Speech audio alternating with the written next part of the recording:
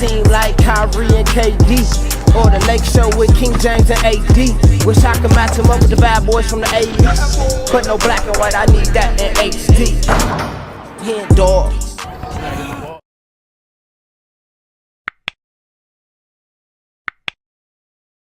Yo, what's good, y'all? It's your boy HenDawgz, and we back to it. You know how we do it. 7 times when Michael Jordan went overboard. I have no idea what these 7 times are gonna be, but before we get into it, make sure y'all subscribe to the channel. We're on the way to 10K. Go ahead and like this video. If you like this video, go ahead and write something in the comments. Let me know once y'all watch this video. Let me know if y'all think these 7 times he actually did go overboard. Because you know the clickbait and you know the type of stuff that they do for these videos to get us to watch them. He might not even went overboard at all. But he might have. We all know how Michael Jordan's leadership style was. He wasn't really out there to make friends. Like, he was trying to win. He was trying to win, and if anybody stepped in his way of trying to stop him from winning, he was gonna bump heads with him. So let me know how y'all feel about these 7 times. Let me know if he went overboard, or let me know if they deserved it, or they deserved for him to go overboard on them. But let's get into it. We got 7 times when Michael Jordan went overboard. Let's get it. Michael Jordan is known for a lot of things, but beyond his greatness, he's always had a reputation for being one of the best trash talkers in history. Some would say he went a bit overboard with some of his insults and actions, and many of his peers and even himself have admitted he was, at times, very arrogant and rude. But that all comes with the package. In this video, we're going to take a look at 7 of the most savage things Michael Jordan has ever done, and sometimes he went a bit overboard. Of course, there's probably way more instances than just 7, but I try to pick out the best, most iconic moments I could find. My name's Andy, and without further ado, let's get started. What up, Andy? Honorable mention to the time where Jordan supposedly made Kwame Brown cry by calling him a homophobic slur. For many years, people assumed that this was the case, and Jordan went way overboard with that. However, years later, Brown cleared it up and said that this rumor was false, and Jordan, while he was hard on him, he never called him a slur or made him cry. So it's about time we put this rumor to rest. Y'all think Kwame Brown lying? Because that's something that you could take to the grave, man. You don't want to be that person that everybody says Michael Jordan made you cry. So Kwame could be like, hey, Jordan, man, hey, we gonna take this to the grave. And when nobody there but us two. And you know Michael Jordan ain't gonna want to admit to it. So Kwame probably was like, hey, if anybody ever asked me, this never happened. And Jordan probably like, all right, yep, same here. If anybody asks me, it never happened. But let me know what y'all think. Anyway, starting at number 7, Michael Jordan and Chamillionaire. Chamillionaire? One of the most iconic artists they of see the me early rolling? 2000s, Chamillionaire also happened to be one of the biggest MJ fans ever. He grew up idolizing him, watching him and the Bulls throughout the 80s and 90s, and just absolutely amazed by Jordan. He was his childhood hero, but despite his own success in the music industry, it took a long time before he got to meet MJ. By 2009, he had his chance. They were in the same room together. He saw MJ talking with Spike Lee and a bunch of other NBA players. Chamillionaire recounted what happened, saying that he approached MJ to get a photo with him. He was even wearing his MJ jersey that he purchased from an auction for $7,000. That's how much he idolized him. Unfortunately, Jordan completely dismissed him. In fact, he told Chamillionaire that if he wanted a photo with him, he would have to buy another one of his jerseys for $15,000, and then he'll take a photo. Why, Jordan? Even though he was rich and 15 grand wouldn't be that much, it was just the whole concept of it. The attitude Jordan displayed greatly upset him. For being such a huge fan of Jordan, this absolutely stunned him and changed his entire perception of him. But realistically, if you heard about all the stories of Jordan being a prick, he shouldn't have been surprised. Don't meet your heroes. Number 6, MJ and Rodney. Yeah, I ain't gonna lie. Rest in peace, Kobe. I've never had the chance to meet him, but if that situation happened with Kobe, I would be hurt. I'd be hurt. I'm not sure why Michael Jordan did that. And don't get me wrong, I know celebrities like are humans. Like they could be going through bad days and not really feel like taking pictures and doing all that stuff. But every single day they gotta pretend like they're okay with taking pictures and signing autographs and meeting people and talking to people. Like I'm sure that can get draining. But I don't know, man. I don't know. Chameleonaire seemed like a cool dude. I mean, I really don't know, but he had the jersey on. He had a $7,000 auction jersey on, and all he wanted to do was take a picture. I don't know what Michael Jordan was going through, but I think that was messed up, man. McRae. So we Never all heard of Rodney about McRae. the famous interaction between MJ and Muggsy Bogues. There was a time when Jordan was defending him and told him to, quote, "Shoot it, you f***ing midget." But that's not that Who's bad. from a little person? Muggsy has probably heard that thousands of times, unfortunately. However, with this instance between MJ and Rodney McRae, it was pretty damn obnoxious. What happened was, in the 1992 offseason, the Bulls were on top of the world. They were aiming to win their third consecutive championship, and over the summer, they signed Rodney McRae. Initially, MJ was excited and praised the versatility that McRae would bring to the table. One instance of trash talk at practice changed everything. The two went back and forth very briefly, and while McRae stopped talking back, Jordan continued to pile on him. He screamed at McRae's face, calling him a loser, useless, throwing slurs and other derogatory terms, and continued to go at him, relentlessly, while McRae was just trying to engage in some friendly trash talk. A former teammate talked about this incident, and this is how he described it. "He has practically ruined Rodney McRae for us. When the two players are on opposite teams in scrimmages, Jordan is in Rodney's face, screaming, 'You're a loser, you've always been a loser.' Rodney can hardly put up a jumper now." And I've asked this question in one of my prior videos, and I always ask y'all, so you right there that's watching, what type of leader would you rather have on your team? Like the best player on the team. Would you rather have that leader that's like Tim Duncan and LeBron James, where they're more laid back? They're not gonna really just cuss you out. Like they're gonna lead by example. They're gonna do what a leader is supposed to do. But then you also got the other type of leaders like this, who gonna be in your face, calling you a loser, calling you trash, saying that you can't do this, you can't do that. But at the end of the day, they both just want you to get the best out of you. That's all Jordan wants. Jordan don't want this guy to not be good. He on his team. But that's just the way that Jordan, Kobe, I'm not too sure some other guys like that, but that's the way that they wanted to run their leadership. And I always say, like, there's not one way to lead, because Jordan got 6 rings, Kobe got 5 rings, Tim Duncan got 5 rings, but they don't have the same type of leadership skills. So which one would you rather have your leader be? Let me know. The 1992-93 season would be McRae's worst season in the NBA by far, and also his last. Damn. Throughout the year, he had limited minutes and essentially got... See, he played terrible, but some people might need that, though. Some people need that motivation and that discipline. Like, some people need that. You're going to just float past life. If no one ever challenges you, you're going to always just be average. You're going to always just be that C-, C+ person. But if somebody pushes you to the point where you hate them, they gonna probably get the best out of you. But everybody's different. That's why I wanted to ask y'all, which one would y'all prefer? got shunned from the team. He obviously is not good with getting yelled at. At least he went out with the championship.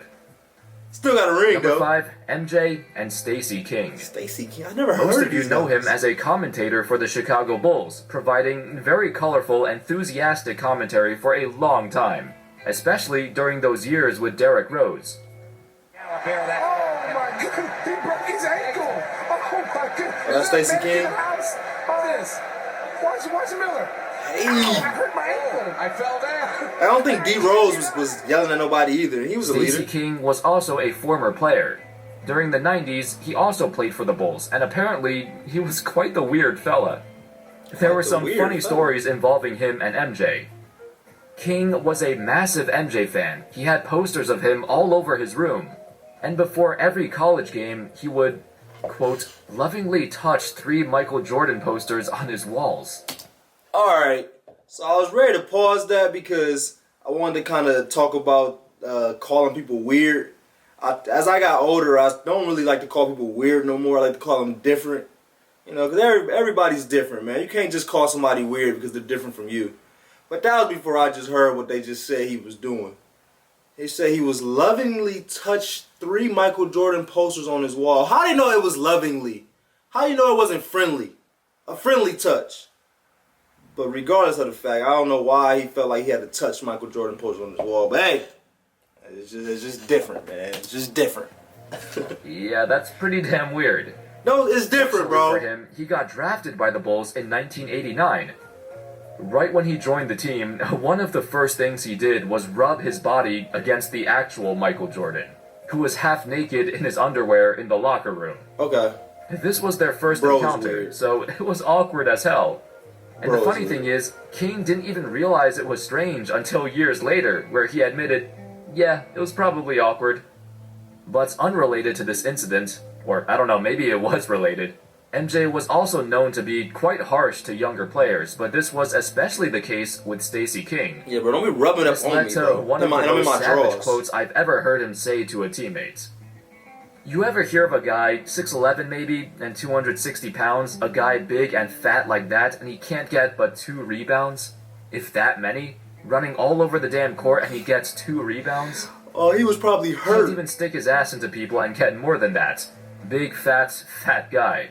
1 rebound in 3 games. Power forward.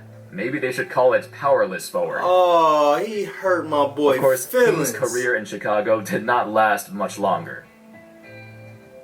Number 4, MJ and Scottie Pippen. He went overboard with Scottie? MJ is well known for his love of gambling, perhaps even an addiction to gambling, to the point where he does it so casually in so many different occasions. Combined with his undeniable drive to win, this has led to instances where his gambling practices have been criticized.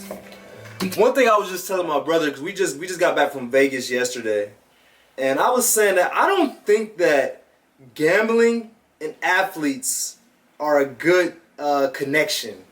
Like, I see why a lot of athletes kind of go bankrupt or have gambling problems, because we grow up as these competitive people. Like, when you lose a game, it's all about bouncing back. You know, how do you respond to losing, or if you just don't take it well. Like, maybe a non-athlete, when you lose, you just lose, and it is what it is. But being a competitive person your whole life and always battling and, you know, not letting somebody beat you, it's not good when you got to turn that to gambling. Because say you go to the casino and you lose $100, it's hard to just lose $100 because you're so competitive. You're like, no, I'm not about to let this casino beat me. Let me go get another $100 out the ATM. Let me go get another $200 out the ATM. Like, if I lose that, we gonna get it back. And before you know it, man, you down $1,000-something. So I feel like it's not a good combination to be an athlete and a gambler. He cares too much about winning, so he'll do whatever it takes. Exactly. During his days on the Bulls, he used to scam Scottie Pippen out of tons of money Scam him? by betting on those, Dunkin' Donut races on the Jumbotron in the Bulls arena. He would make He knew who was $100 gonna bets win. with Scottie to guess the winner of the race, and most oftenly, Jordan would come out victorious. Scottie lost a ton of money by losing these bets to Jordan. However, decades later, it came out that Jordan would pull up pre-recorded races to bet with Scottie. So most of the time, he already knew who the winner was. He's a For years, scammer. Scottie had no idea he was getting swindled. Number 3, MJ and Steve Kerr. This is a story most of y'all are familiar with, but here's the deets. If I'm Scottie, I'm never forgiving him. I don't care how many millions of dollars we got. It's the principle, man. You are a finesser. How you gonna scam me out of money and you supposed to be my boy? Like, honestly, that's not even that competitive, because if you know you're gonna win, like, where does the competitive juices come from? Like, there's no competition if you know you're gonna win already. But I don't know. Michael Jordan might just like winning more than he like competition. Steve Kerr was brand new to the team, and as usual, Jordan likes to pick on the new guys. Unlike Steve most Kerr. other guys, though, Kerr would not back down, despite being heavily outsized and outplayed on almost every possession. In practice, he would get into MJ's face and wasn't afraid to back down. Okay, Steve. On one occasion, Jordan was talking during a scrimmage, but Kerr disagreed with him. Now, Kerr was getting under his skin all practice, until MJ finally cracked. Kerr said MJ threw a punch right at his face. But afterwards, Kerr never backed down and continued to scrap. According to him, he stated that this was the moment where he earned MJ's respect. The relationship wasn't going well in the beginning, as Kerr had a lot to prove and nobody knew if he was going to stay on the final roster. This moment changed that. Both Kerr and MJ became the closest of friends. Number 2, MJ. So like that one I don't think was too much overboard, because that's the type of stuff that you need. It's okay with fighting. Like, as long as ain't nobody getting killed, you're not breaking nobody's jaw, like a little scuffle here and there, man, might be a little good for your team. So I'm not gonna say that that one was so much overboard. Shout out to Steve Kerr though, for standing up for himself. And everyone on his team. And Michael Jordan became boys with him because of In the late 80s, the Bulls were getting absolutely manhandled by the Pistons. Jordan himself has always had great series. Despite the physicality, he always pushed through and gave the Pistons all they could handle. Hey! However, year after year of losing to them got him frustrated, especially with his lackluster supporting cast. The day after another loss to the Pistons, he felt like everyone else wasn't giving as much effort as he was, which royally pissed him off. Jordan saw Horace Grant and Scottie Pippen goofing around after the loss and not taking it seriously. In the book, The Jordan Rules, it recounted a lot of interesting locker room interactions between Jordan and his teammates. According to an acquaintance who was in the locker room, after this loss to the Pistons, Jordan turned to the reporter and said, "I looked over and saw Horace and Scottie screwing around, joking and messing up. They've got the talent, but they don't take it seriously. And the rookies were together as usual. The white guys, they work hard, but they don't have the talent.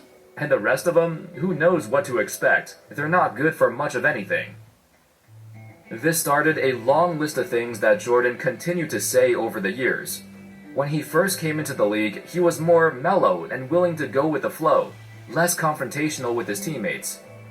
But through the years and through all the losses to the Pistons, it slowly got Jordan irritated, and interactions like that became commonplace. He got tired of losing. It created an atmosphere that was uncomfortable, to say the least, as everyone had to feed his giant ego.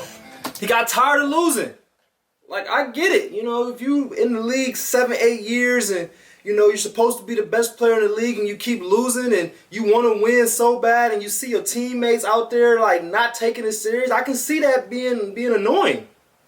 I can see it. So it's kind of hard to blame Jordan, but I would say that some of these are still a little overboard. At least it worked out in the end.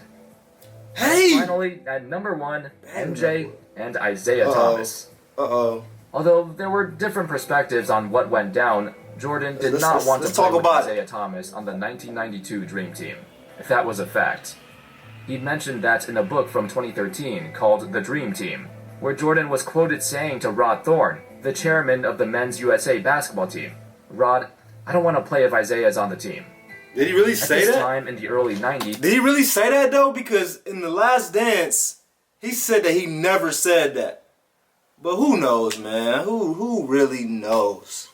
If it's a quote out there, though, if we got an interview of him saying it, then we would know. But if not, then we will never know. The NBA's goal was to expand basketball into a global sport. So that meant it was necessary for MJ to play in the Olympics.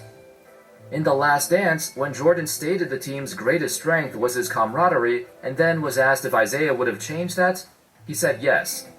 At the time, it wasn't only MJ. A few other players were hesitant on having Isaiah on the team, including Scottie and Karl Malone, to a lesser extent Magic and Bird as well. A lot of players had beef with him, but MJ's decision was the only one that mattered. Despite Isaiah being a fantastic player, one of the best in the league, he was not invited to participate, and he felt very sad about it. However, since so many players had issues with him joining the team, then maybe it was for the best. As decorated of a career he's had, the Olympic gold medal has eluded him. It was something he never got a crack at. Anyway, that's all, folks. As great of a player MJ is, we all know he was sometimes hard to get along with, especially with his teammates. Stories over the years of his relentless competitiveness and hardcore attitude often rubbed people the wrong way, but at the end of the day, winning heals everything. Let me know your thoughts of any other savage MJ moments that went overboard. Let me know in the comments which one was your favorite. Thank you all so much for watching, and of course, as always, I'll see you next time. I appreciate you, Andy. That was a really good video. Make sure y'all subscribe to the channel if y'all haven't already. You right there. You that's watching this video, if you haven't subscribed already, go ahead and hit that button, man. I would highly appreciate it. Go ahead and like this video if you liked it. And go ahead and write something in the comments. Let me know what other videos y'all want me to react to. But I appreciate y'all like always. We out.